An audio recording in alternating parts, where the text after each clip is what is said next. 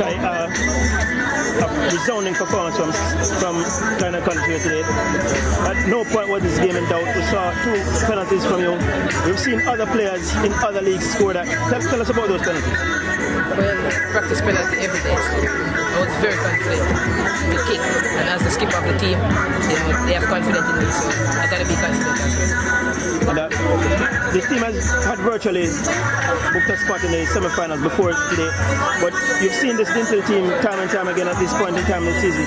Today, it was almost a cakewalk. Tell us why it was so easy for Clarendon College today. Well, as long as we do what the coach says, play the system, it's not gonna be very hard. So yeah, just have to stick to our game plan and execute, and we did that just well. Remain undefeated so far this season. Tomorrow is the draw for the Champions Cup. You are the defending champions for the Champions Cup. How much are you looking forward to the draw tomorrow? Well, we're confident. So any team we get to play, we'll do our best and try to defend our title. It starts here on Saturday. Obviously, we'll be playing here. A familiar venue. Certainly, the confidence will be high as you start the defense of the Champions Cup.